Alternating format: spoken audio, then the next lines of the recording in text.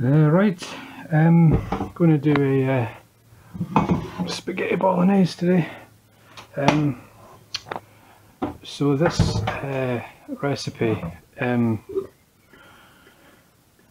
this is a classic Italian recipe from the Bologna region of Italy. If you go there and you ask the nonnas, the old women, the mums, how do they do a bolognese, this is the properly authentic, proper way of doing it.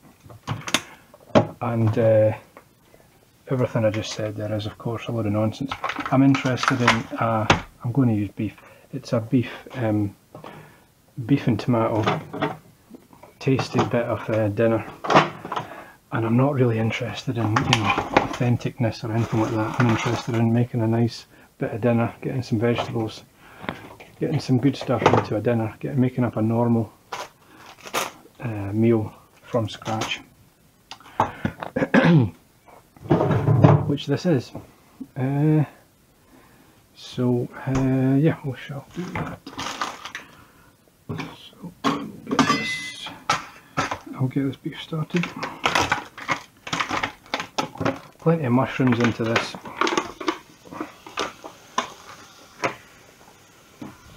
Benefits from quite a lot of mushrooms. Lots of mushrooms, lots of tomato puree, and lots of red wine as well. And you create a nice rich, deep base for the mince, or a nice rich sauce for the minced beef. That's 5% minced beef I'm using. Don't wash the mushrooms, just knock off the dirt.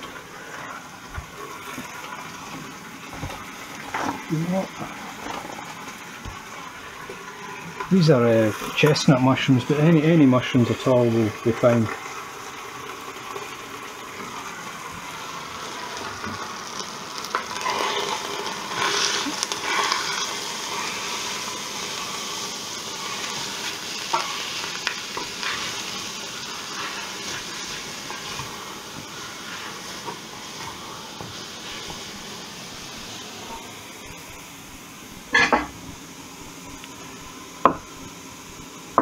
Going fairly kind of small with the mushrooms. I like them fairly small in this.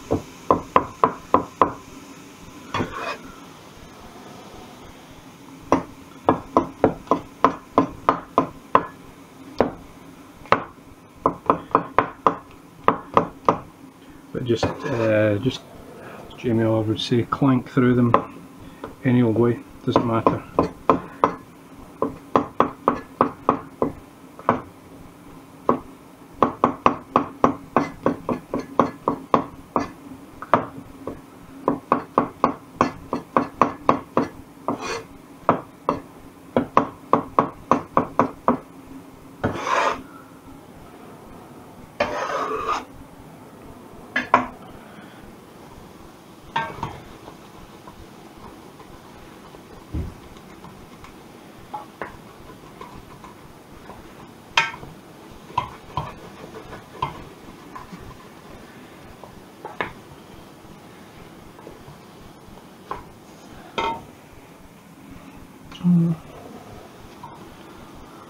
A couple more. I like a lot of mushrooms in it.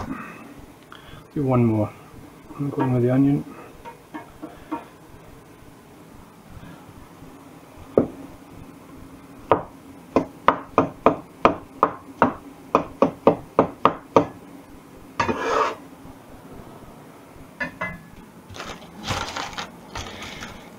Onions are quite big.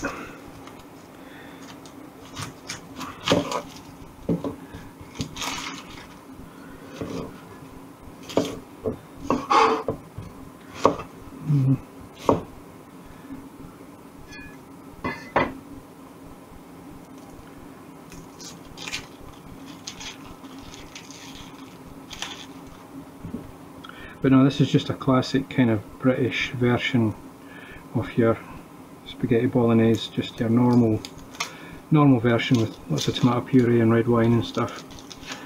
I don't really know anything about the authentic Italian methods of doing it. Not really too worried about that.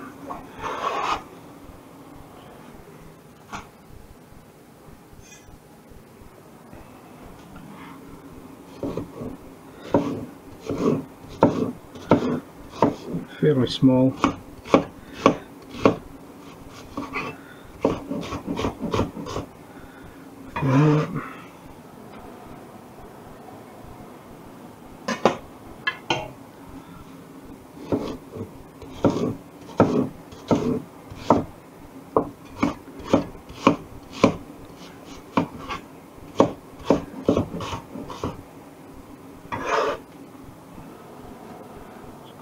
Onion, but it's okay. I'll cook down.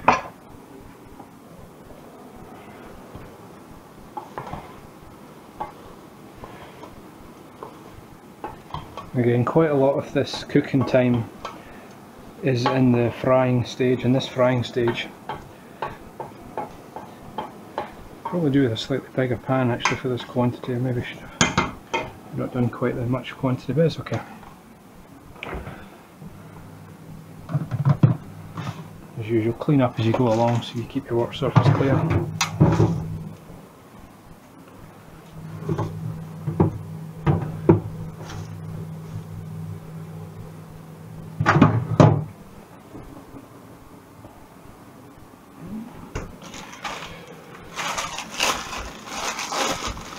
I think there is a taste difference in the different peppers. I think the green peppers are kind of, they're all the same. I think they're just at different stages of ripeness.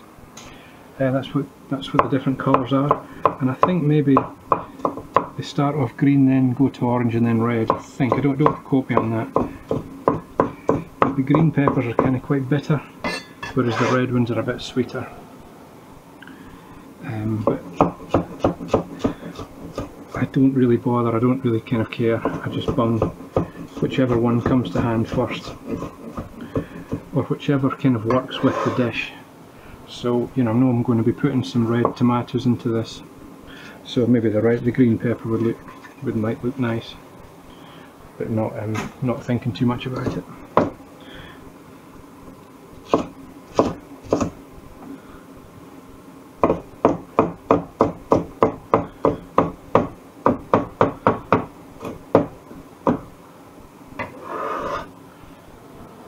So all those bits of vegetables there, peppers, mushrooms, onions, all kind of quite similar in size.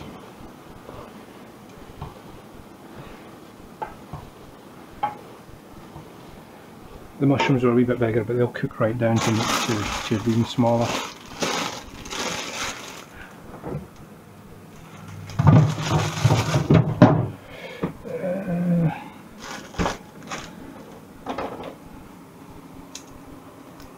Lots of garlic in this.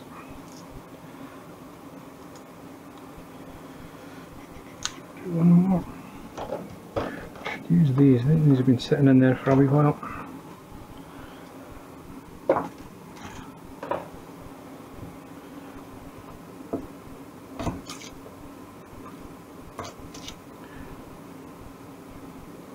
Mentioned before, if you can use a garlic press obviously, but I don't tend to use one. So I did buy one, but I think I went cheap and it's not very good, so I quite like doing it this way, and you waste nothing. That's what I found with the garlic press, was that when you come to clean it at the end, it's flipping a third of a clove of garlic still stuck in it, so it's just wasted. But this way you don't waste anything. But you do cover your fingers in the smell of garlic.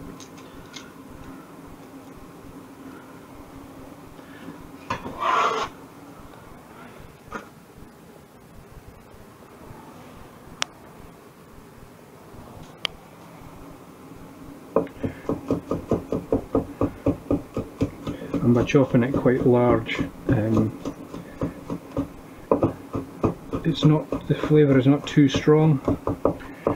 If you were to pulp this down to a liquid with the salt, you could use less garlic because it would be much more powerful. But this way you get more garlic into your dinners, which is and it's obviously good for you, so that's why I like doing it this way.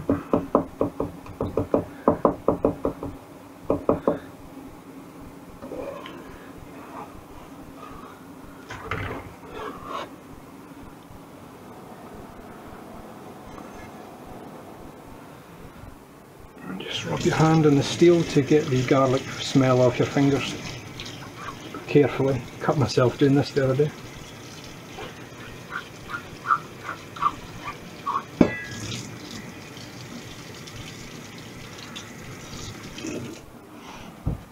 Oops. Hacked into my laptop. So loads of garlic. And now you could put a tin of tomatoes into this. That would be a fairly common thing to do, but I'm not going to do that. Oh, that garlic smells good. I'm not going to bother doing that. I actually quite like the Bolognaise to be quite dry, to be on the tighter and drier side rather than a liquidy kind of sauce based affair. I kind of prefer that. I think you get more strength of flavour. I think it's stronger, richer. So all I'm going to do is put these fresh tomatoes in, along with the tomato puree and the red wine, and that's it. But if you wanted it to be a bit more saucy, put in some of the put in a tin of chopped tomatoes.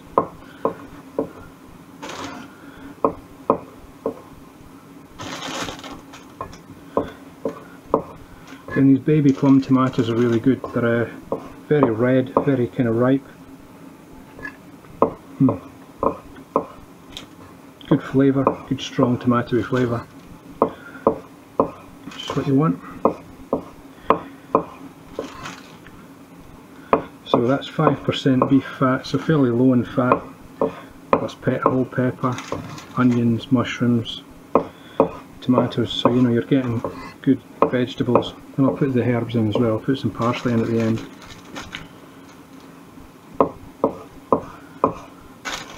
Okay, so I'll just put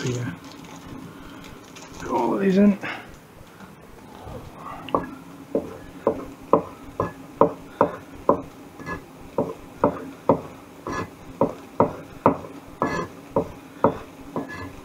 And with the red wine and the liquid that comes out of these tomatoes and a bit out the other veg,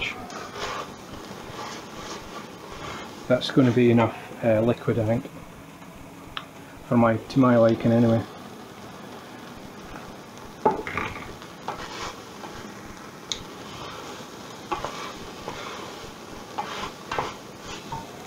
And not putting any stock or anything into this, so good pinch of pepper, good pinch of salt as well.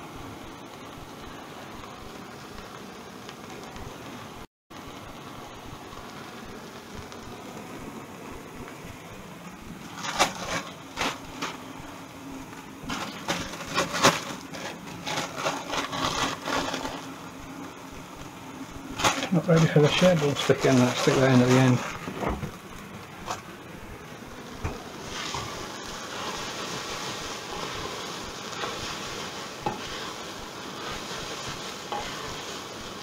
So it's starting to fry a wee bit hard, it's starting to catch a wee bit, so I'm going to put a wee bit of red wine in at this point.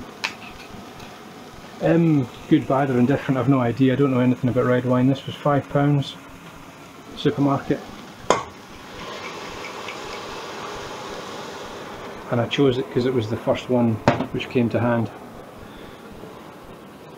So I'll just put a wee bit of that in now. Let that stop the frying a wee bit, get everything under control. Deglaze the bottom a wee bit.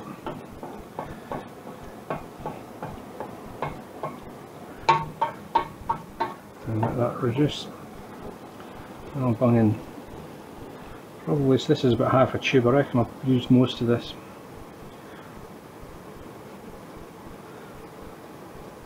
Yeah, I'll finish this off.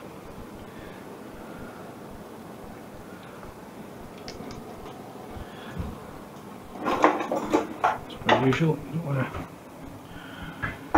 Don't waste anything.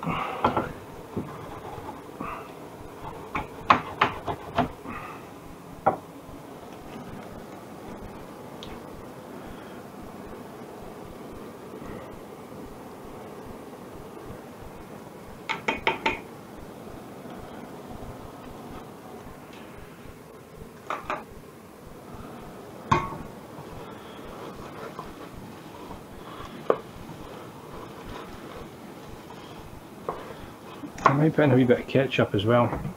Ketchup's good for the bit of sweetness and a wee bit of vinegariness as well. Just a shot of that. And while I'm at it, I might as well put a wee bit of balsamic in it as well.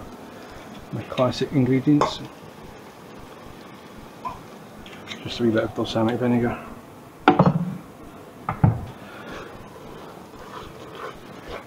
See there, that's pretty much done now. Put a bit more red wine into it. A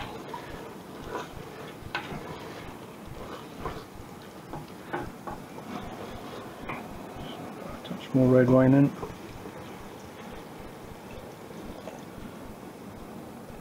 Just a third of a bottle-ish. And we shall take the bins out. The rest of these tomatoes in.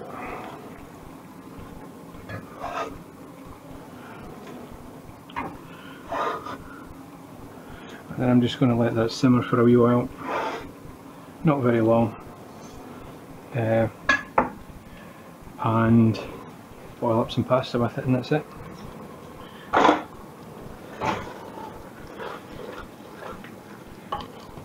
But in place of those fresh tomatoes, you could just put a tin of tomatoes into it, perfectly good as well. I just tend to prefer the fresh. There, lots of tomato puree, should get lots of red wine, it should become quite rich.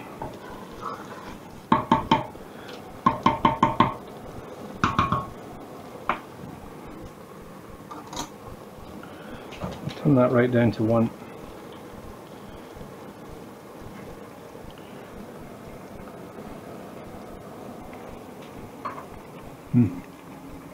Goodness, it tastes good already.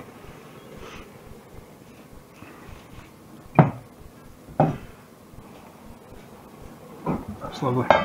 From just sticking a bunch of stuff into a pot like that, this is why, I don't really, not worried too much about how authentic things are and all this. What I'm interested in is creating a nice, tasty plate of dinner.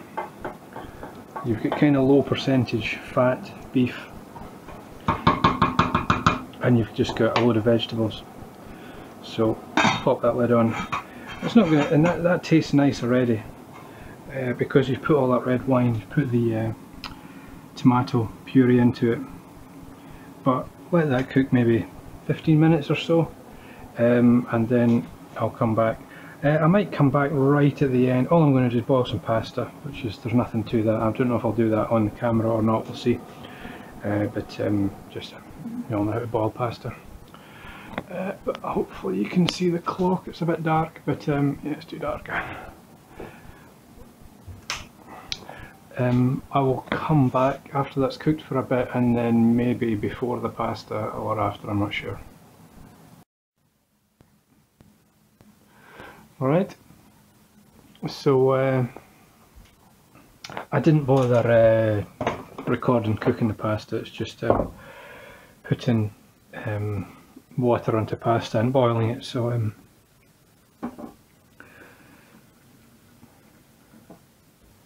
but it's linguine, but it's spaghetti, linguine, any pasta really, it doesn't matter. It's all the same.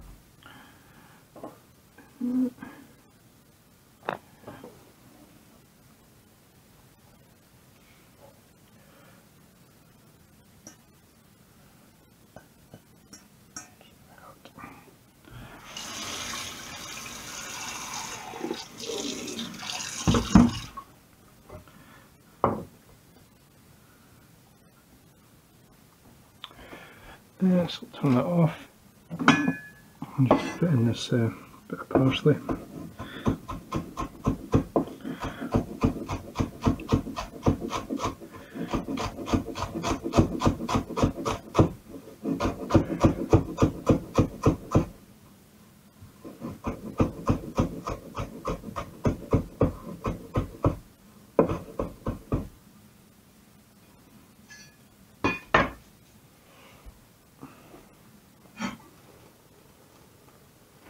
So no tins of tomatoes, but it's fairly liquidy.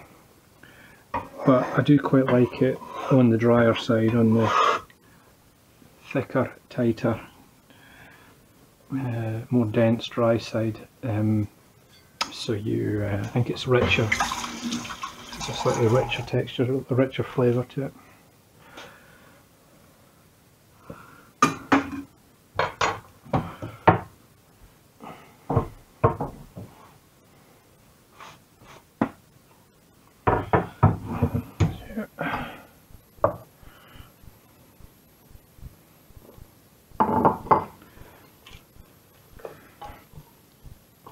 I guess in a lasagna this would be exactly the same, and by doing it like this you can see there's not much liquid in it, so when you were doing a lasagna it would make a lasagna you can kind of slice right through and take a slice and you get a vertical side rather than a liquidy kind of one that is more liquidy. So you get all your vegetables, low percentage fat, beef, bit of parsley at the end. And that is just a fairly basic spaghetti bolognese. And that wine is actually quite nice. I think I actually like Cabernet Sauvignon. That's all I know about wine, is that I think I quite like this. So I'm going to have a glass of this with my spaghetti bolognese.